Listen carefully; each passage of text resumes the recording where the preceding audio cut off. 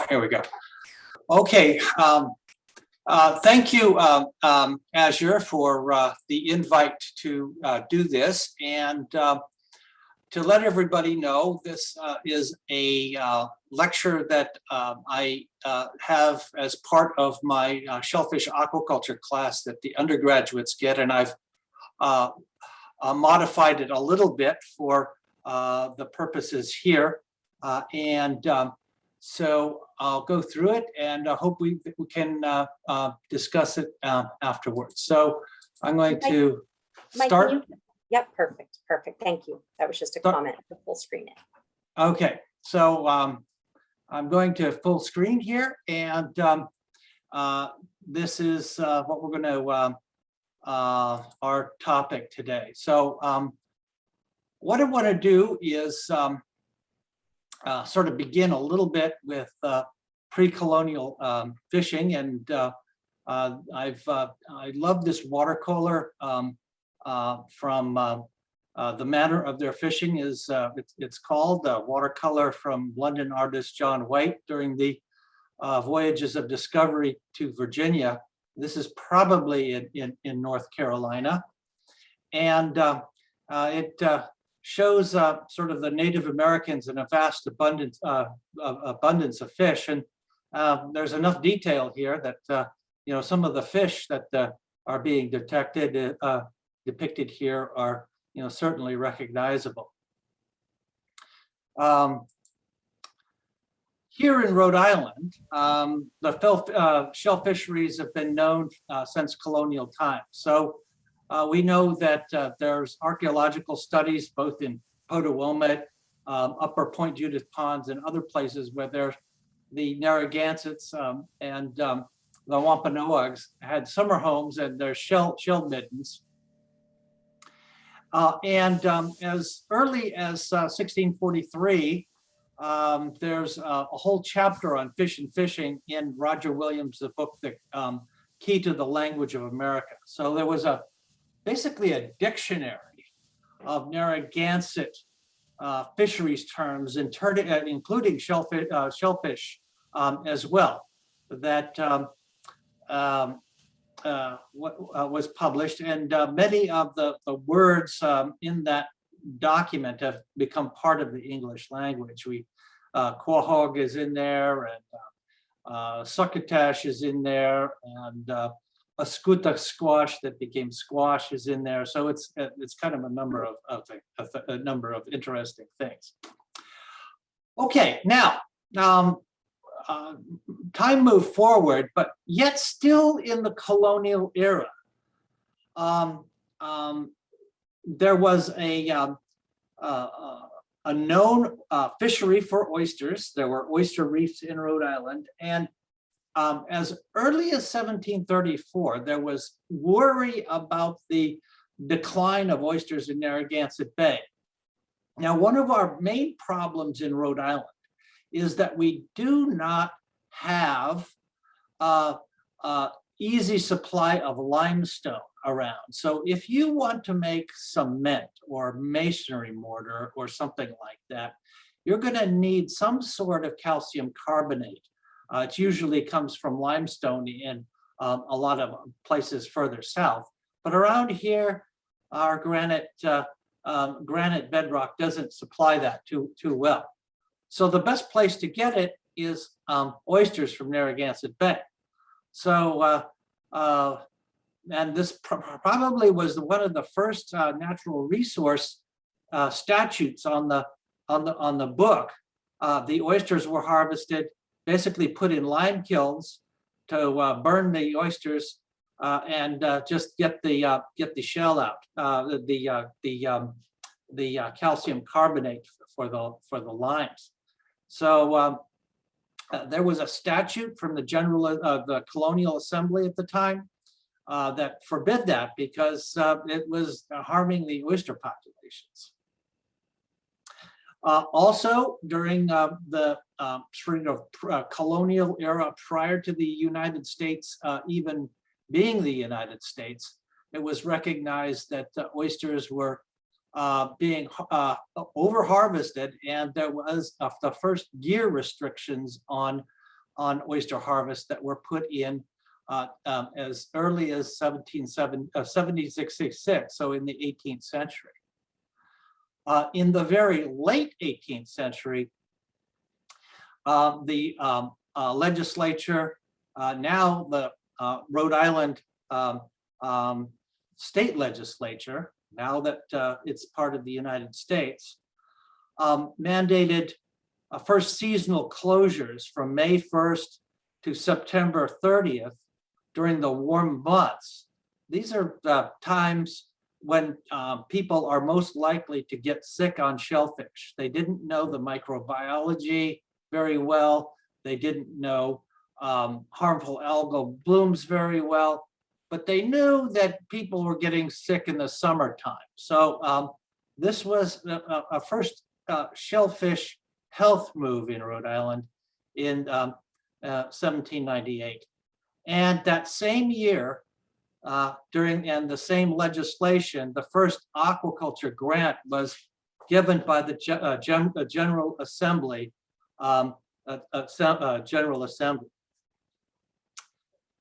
So, how did this work? In 1798, there were 2 acres granted by the General Assembly to Samuel Thurber of Thurber's Avenue fame for 6 years. So that went for a 6-year lease, and this was near Sabin Point. So this is in the way up in the Providence River, way farther up than any of the current leases are. After 6 years, Thurber never renewed his lease, so that's a pretty good idea. He wasn't making any money at the time, but often that's how it works with pioneers, is that the early people in are kind of working out the bugs.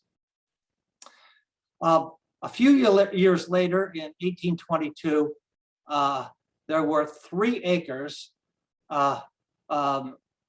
leased to Earl Carpenter and Leonard Wilcox in the Providence River, not far from the Thurber site.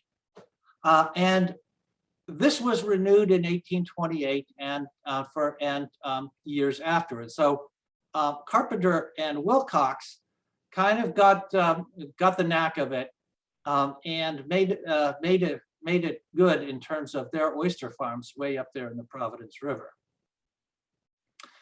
1827, there were several acres at Common Fence Point, and this was renewed as well. So aquaculture was beginning to grow in the early 19th century.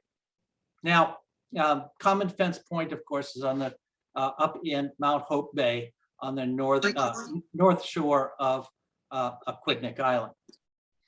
So one of the things that happened here with all of these grants was that there was controversy that was generated over no fees being charged for this, and basically exclusion of the public from traditional fishing grounds. And there's essentially no compensation to the state.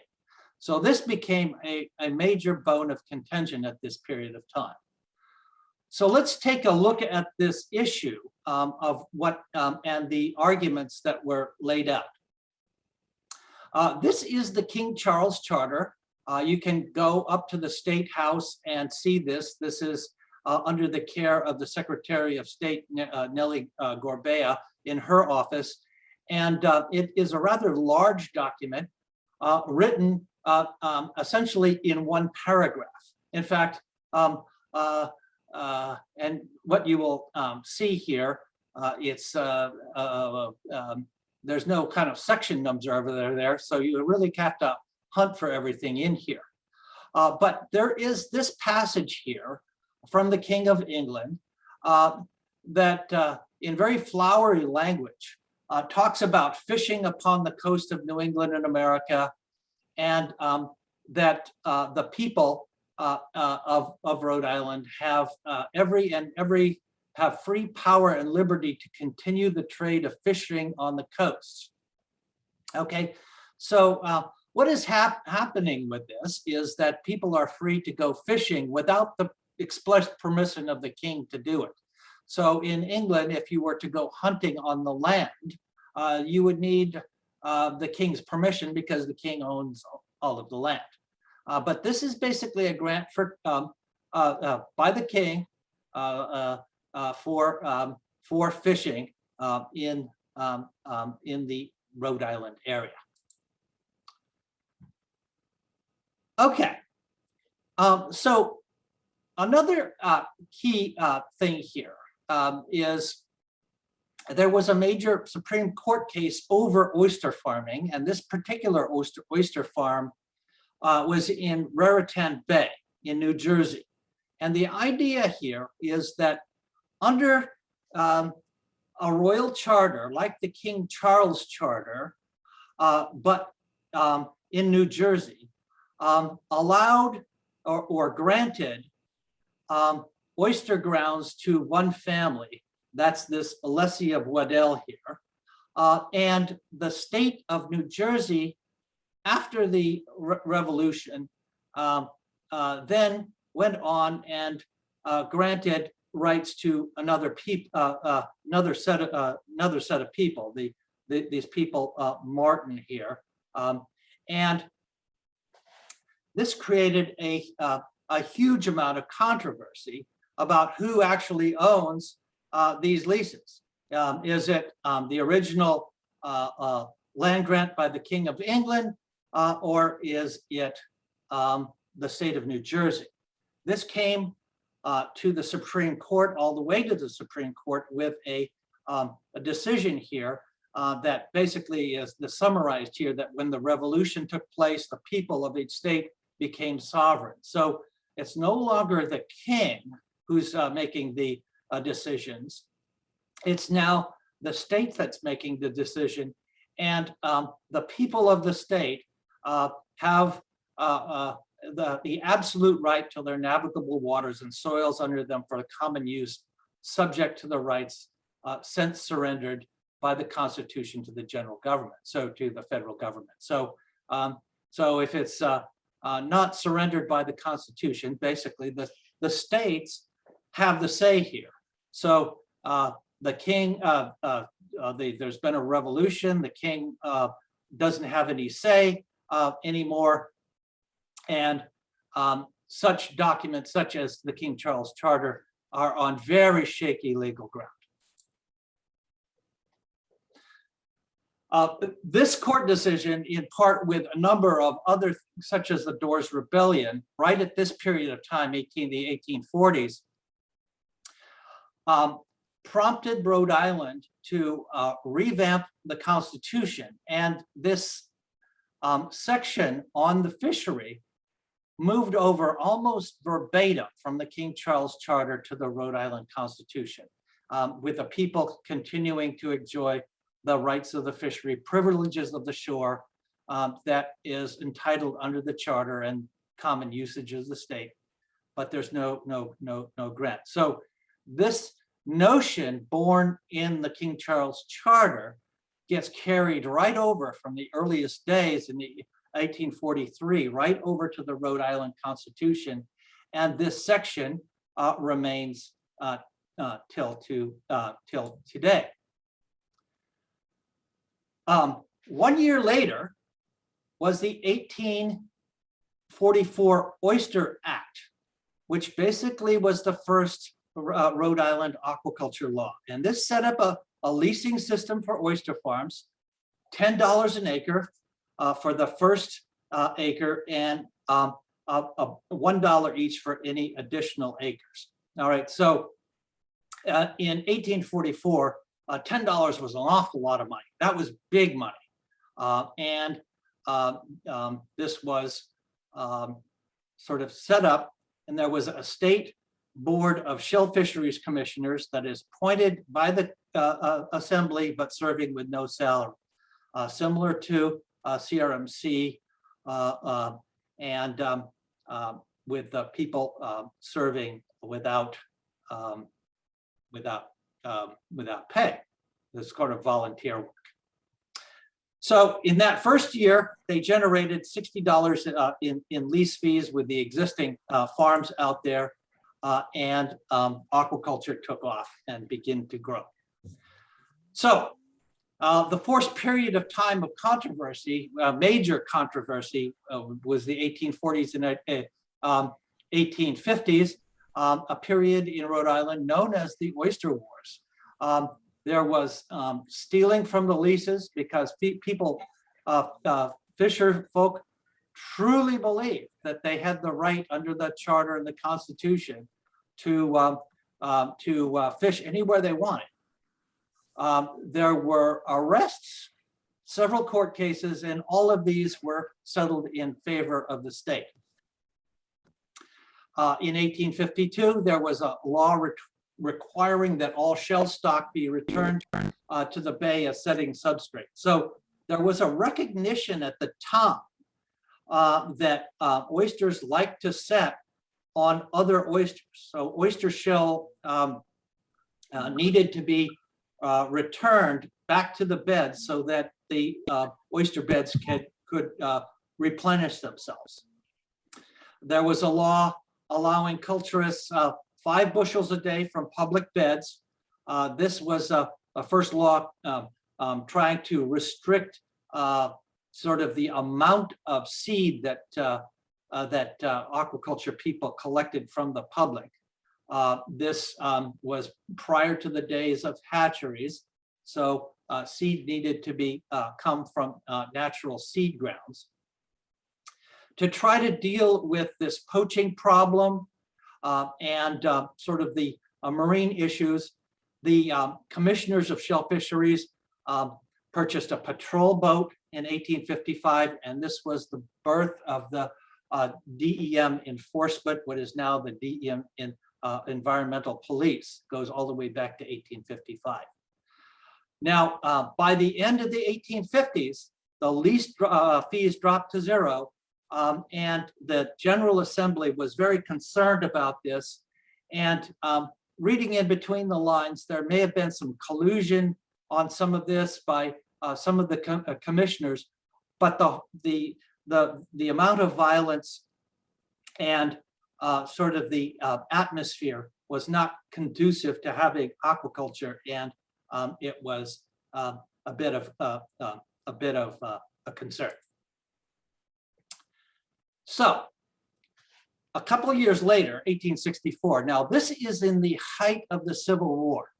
And one of the interesting things is that oysters ship well, better than livestock or other animal or fish that might have a higher tendency to rot on the as they're traveling. Oysters can be put in barrels, iced down, and shipped down to the troops. Really, the amount of income coming into the state from the lease fees, there was no income tax during that time.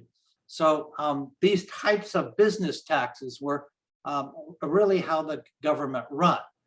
So what did the legislature do is they reduced the 3 commissioners down to 1 and appointed the Honorable John Knowles, who was a state judge known to be a completely straight arrow, and instituted a salary for the commissioners and staff. So Knowles got a salary, his staff got a salary. It's kind of like DEM Fish and Wildlife works now. They required an annual report to the General Assembly so that they know what's going on with the fees collection and what's going on. And this is very similar to what CRMC does now with the aquaculture report. And within 5 years, they increased the fee collection from $64 to almost $2,000. And that's a lot of money at this period of time for this, in terms of the state. So the state sort of looking for this sort of income was very pleased with this. Collins did so well, or excuse me, Knowles did so well with this that he was appointed as the chief federal judge of Providence, and that opened up the position. And another judge James Collin was appointed as the chairman, and he served to his death in 1910 as one of 3 to 5 commissioners over time, plus their staff. Now, during that time, during Collins's tenure, the aquaculture leases in Narragansett Bay reached a peak of over 20,000 acres. The peak lease in Narragansett Bay was 20,846 acres, and this was in 1911. Here is a map of Narragansett Bay, and these black areas sort of going up into the Providence River,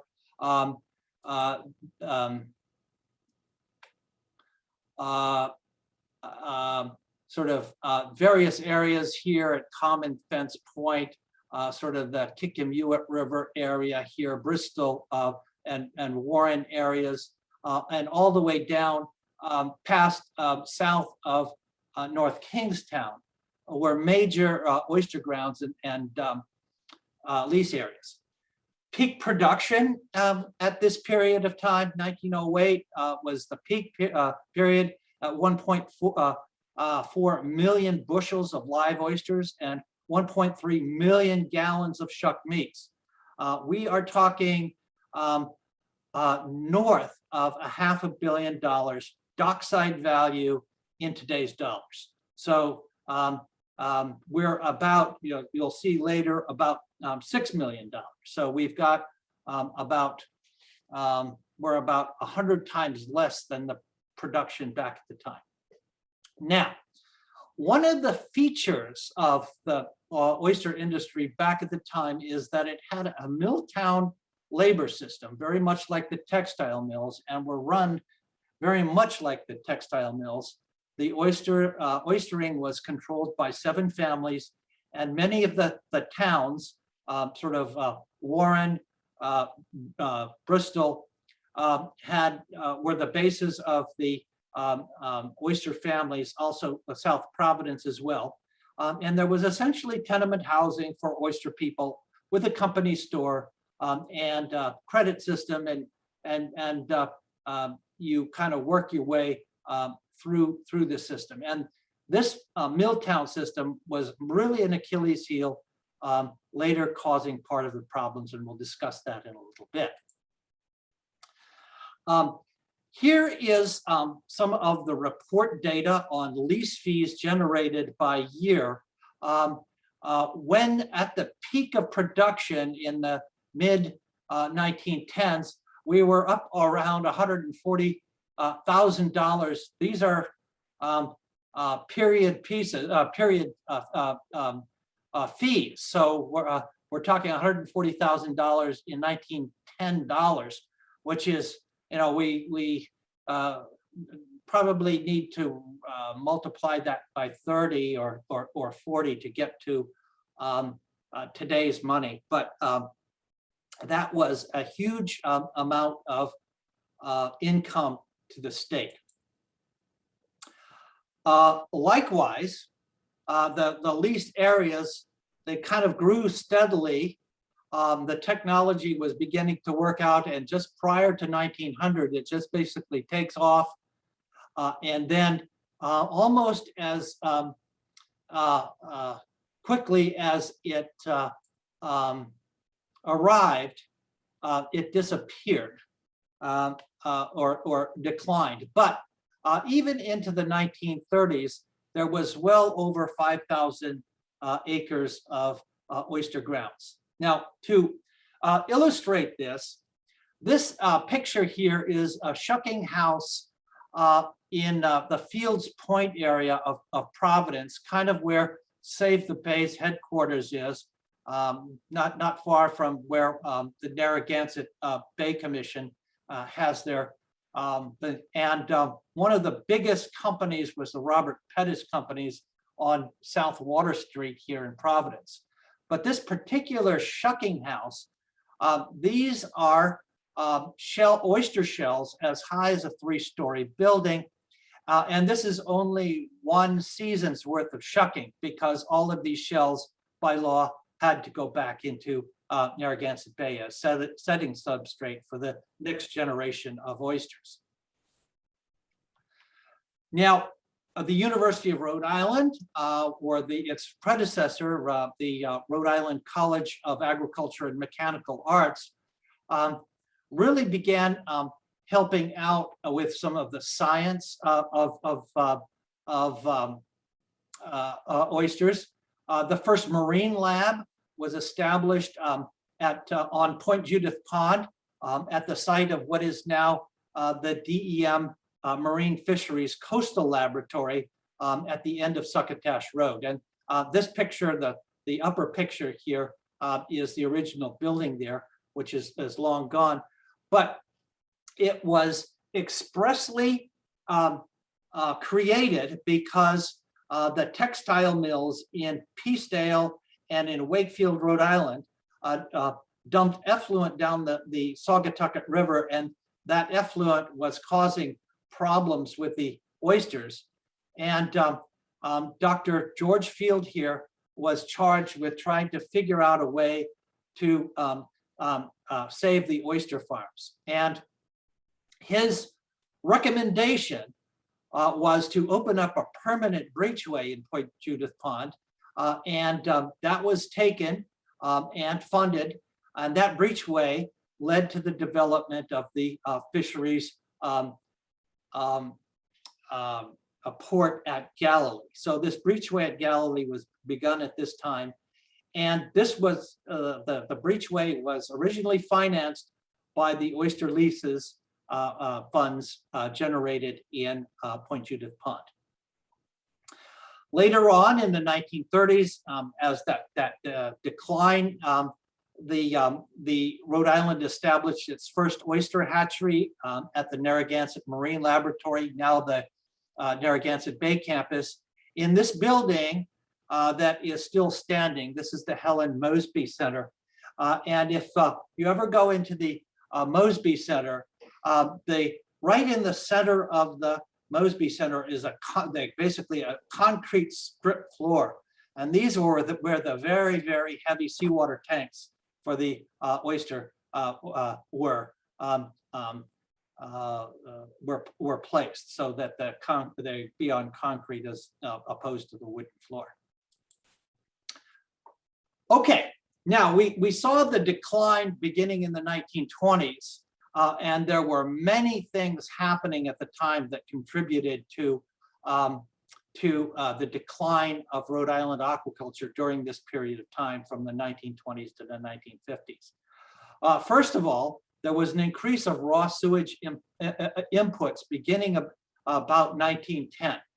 The flush toilet was invented, and prior to the invention of the flush toilet, what normally happened was there were privies in the basement of houses or outhouses, and there would be essentially honey wagons that would come by, scoop out the toilet facilities, take the night soil, compost it, and it would become fertilizer out on Rhode Island's farms. With the invention of the flush toilet, that ended. They needed to basically put in sewers, so they combined the sewers with the existing storm drains, and everything went out to Narragansett Bay. So there was this a problem. A second problem was the cumulative effects of continued soil erosion in the state.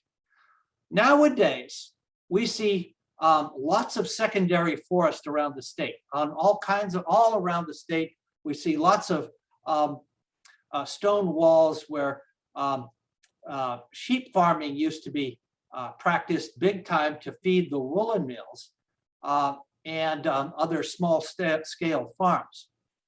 But there was no major forests like there are now that were left. Most all of that was cut down. Well, soil erosion at that period of time was not a thing in the West and the Dust Bowl in Oklahoma. We had these problems here in Rhode Island as well. And the soil erosion set over the oyster beds and sort of smothered out a lot of the beds. So this is a problem at this period of time. There's also increased metal finishing effluence. Rhode Island was very famous for the metal finishing industry, particularly silver plate, the Gorham Silver Factory, the jewelry district in South Providence, where Rhode Island was leading in of the electroplating process. I have some pictures of some modern electroplating apparatus here. A big reason for the decline was the hurricane of 1938. Here's a picture of that from Newport that destroyed a lot of the shucking houses, and then labor shortages during World War II. So after World War II was the time when the oyster industry went into, oyster aquaculture went into decline. The quahogging industry came up after World War II. And in 1952, the last oyster farm gave up its lease as the Warren Oyster Company in 1952. Contributing to this was the bloodless revolution, the political revolution in the state, where many of the mill owners of the state were sort of replaced in the political structure, and the mill town social system began to break up at that time as many of these socio-political changes occurred in Rhode Island.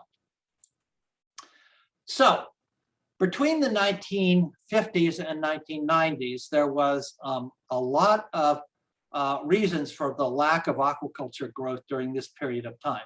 The old 1864 laws were still on the books, but there was the lingering pollution issues during this time. It's Pre-Clean Water Act. There's a rise of the tourism economy, suburbanization of the coastal zone. And at that period of time, very robust capture fisheries. The capture fisheries were doing extremely well. But probably more than anything else was a fear of return to the mill town social system. People ask the question, do we want to go back to this system of sort of being in debt on all the time? This was really associated very much with the aquaculture practice, and very much like the textile business in Rhode Island, which was associated with that. No one was really too keen on that as the basis of the economy anymore. So 1970s, there was some renewed interest, and one of the first people to get re-interest was Luther Blount. Luther Blount happened to be one of the members of one of the 7 families that controlled the old industry, but he had a romantic notion of bringing back the oysters to Rhode Island. CRMC had already formed, and they basically denied his permits to do this. So Luther, being Luther, purchased a plot of land on Prudence Island and basically dug 2 ponds with a manifold that brought seawater in on the tide cycle. So each time the high tide comes in, water comes in, low tide goes out, water goes out, and he put in Japanese style oyster farms, oysters in there. It was a very nice try. However, the oysters didn't grow because there wasn't enough food in the water. He engineered this brilliantly, but there wasn't enough water flow actually for enough food to do this. But during this period of time, there were 13 small leases established in the coastal ponds between 1977 and 80. And when the Navy pulled out of the most of the Newport Naval Base, particularly in the Middletown area, the Blue Gold mussel farm was established on 60 acres. And here's some shots of the old Blue Gold mussel farm in the late 70s. This created a huge amount of controversy. And Governor Garrahy here placed a moratorium on new aquaculture leases in 1980.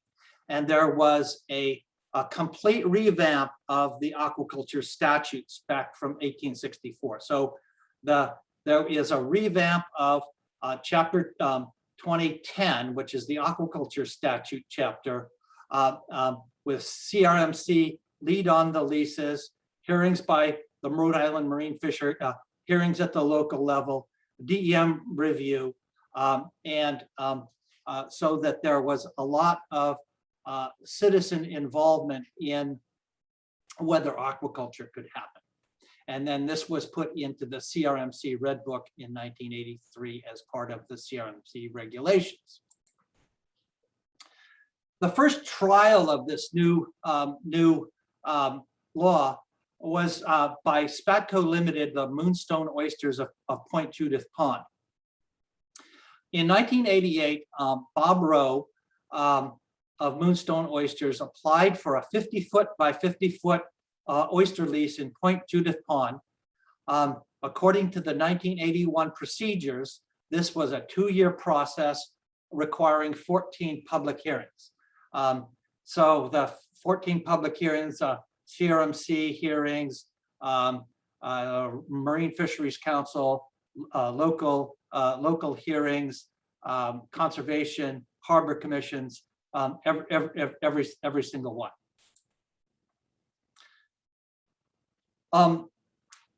During the 1990s, there was a major push toward aquaculture policy streamlining efforts. And there were a number of things that happened. One was the formation of the Ocean State Aquaculture Association, basically a trade organization to argue the interests of the aquaculture industry. The publication of a permitting manual, and this is a copy of this manual. I co-authored this with Arthur Gantz, who was at the time the aquaculture coordinator for the state, based in DEL. This publication manual got the attention of the Rhode Island General Assembly, and one of the legislators, Representative Eileen Naughton, created a legislative commission on aquaculture with televised public hearings, environmental and economic social issues on this. And there was CRMC had some planning workshops during this time with Dave Alves, the first CRMC coordinator. So what happened during this period of time? The first, in 1996, the Aquaculture Act created the aquaculture coordinator, and this was after about 2 years of effort. There was a strategic plan published by the Legislative Commission on Aquaculture in '98, and an omnibus aquaculture bill passed in parts, that did a number of things. Between '99 and 2002, most of the remaining sections of the original Aquaculture Act from '96 then passed, and Jack Reed over here secured federal appropriation for aquaculture planning, and this was used by CRMC to do planning. So what happened at this period of time? So this legislation, what it did was created a one-stop permitting. So you only put in one permit instead of multiple permits over multiple agencies, with a lead agency with an aquaculture coordinator. So the aquaculture coordinator is one of the very few positions that are all specified in statute. So that it's actually mentioned in state law. There's a recognition of aquaculture as a form of agriculture under the tax codes, because we are, as aquaculturists, they're growing and basically growing livestock as any farm would do. There was an exemption of aquaculture livestock from fish and game laws, particularly because they're different than wild harvests. They're not their personal property. They're not the property of the state. And simplifying the leases and water quality certification. Okay, so let's take a look at what has happened on over time. So since the Aquaculture Act beginning in 1999, and CRMC has been collecting data, this is the farm gate value over time. So we see that between 2009 and say 2015, there was a period of great growth, and it has eased off somewhat over the last few years at about $6 million of farm gate value. One of the interesting things here is the aquaculture production per acre. They started off sort of moderately high during the 2000s. It kind of dipped down to about $5,000 per acre. But in recent years, as the industry has become much more skilled, we're talking $20,000 of production, farm gate production per acre. This is among the highest value of any kind of agriculture crop anywhere. Sort of specialty spices or something like that, maybe as high as this, but this is remarkably high in terms of an agricultural production per acre. So this goes well for Rhode Island in terms of production. Now, for the first years here before this tail off, I fit an exponential growth curve on this, and there's been some ups and downs on this in terms of some of the years.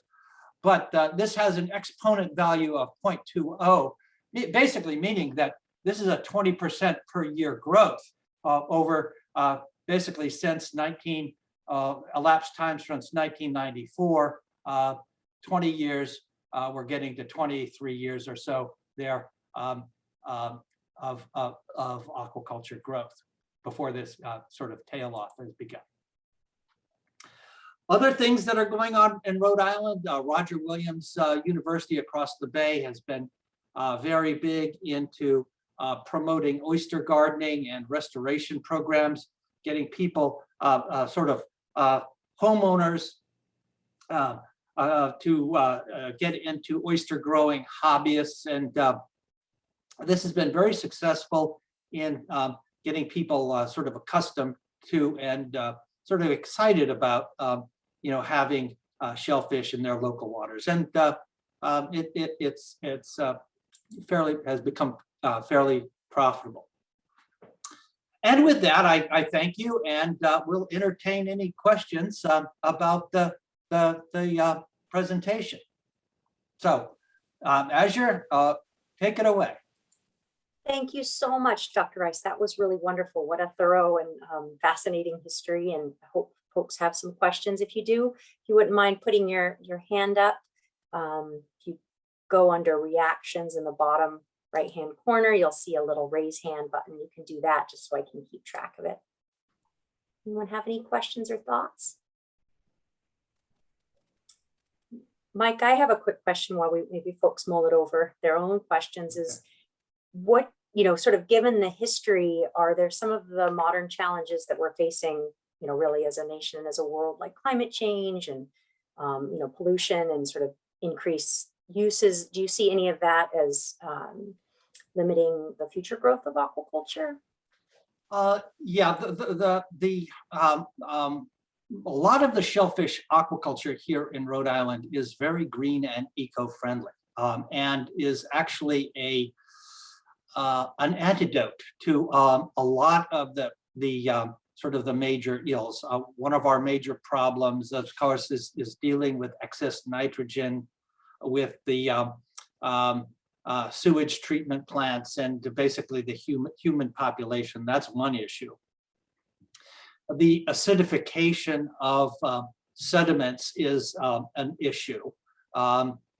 too much organic buildup on the sediments, and that will turn it acidic. Well, calcium carbonate in oyster shells is the antidote to acidic marine soils and marine sediments. So the more of that, the better. Also, as a food source, bivalves are low on the food chain. They feed on phytoplankton, all right? And phytoplankton are very low on the food chain. So it's not like eating tuna or something like that, that is a third order carnivorous fish and feeds on at the high end of the food chain.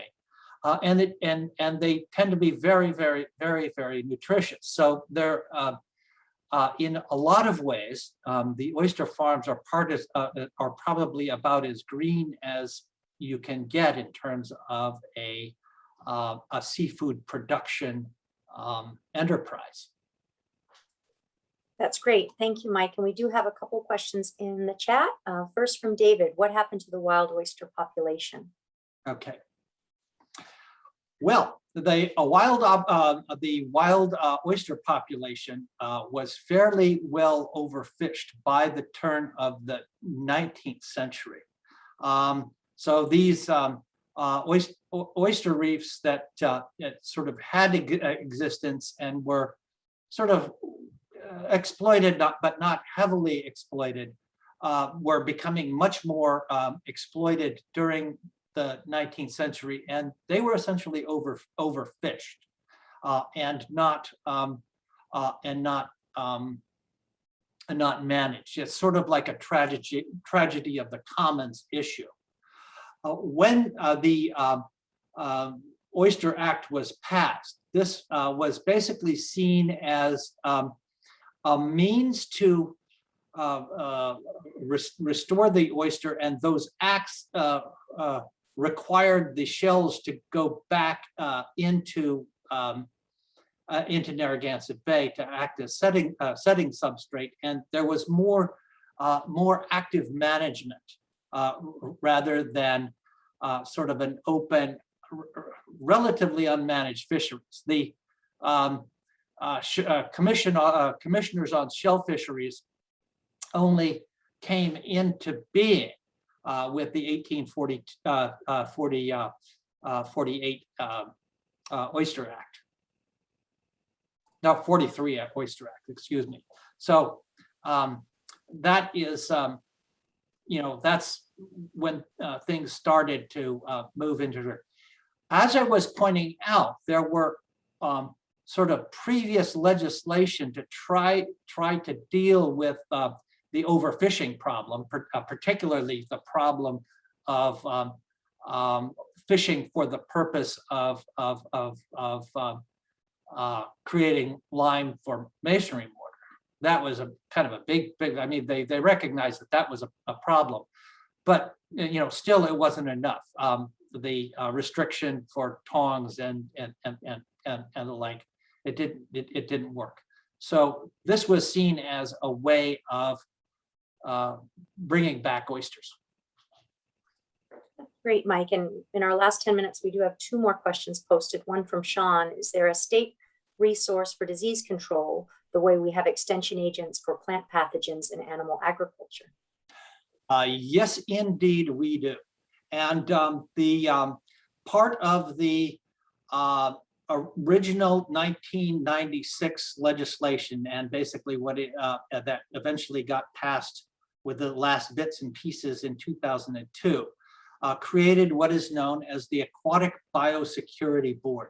So this is in Rhode Island statute, is the Aquatic Biosecurity Board, and they oversee such things as sort of the quarantine, the health aspects of seed. They keep tabs on what the health status of stocks are in different states. They will recommend to DEM and CRMC whether or not seed from particular states should be banned from coming into Rhode Island, largely for quarantine issues. And there's a lot of expertise that is brought to bear in terms of pathology, oyster biology, and actually human health as well, who sit on this biosecurity board. Great, thank you. And the last question posted is from Deb. Hi, Deb. Good to see your face. What are the current annual lease fees paid to the state? That I actually do not know. There are lease fees. They are charged by CRMC. The fee schedule is on the CRMC Aquaculture website page, but I don't know them off the top of my head. I'm sorry. Great. Any other questions? Feel free to either unmute or you can add it in the chat. And again, we will post Mike's slides and the recording to the BASAMP website, which I listed in the first part of the chat. Feel free to reach out to myself. Dr. Rice's contact info will be on his slides, and please also reach out to him directly. Thank you so much for your time, Dr. Rice, and for URI's Cooperative Extension and the great work that you do for co-hosting this and for presenting, and also the URI's Department of Fisheries, Animal and Veterinary Science. Thank you all for your time this evening. Thank you, Dr. Rice. Okay. Thank you, Ash. You're wonderful as ever.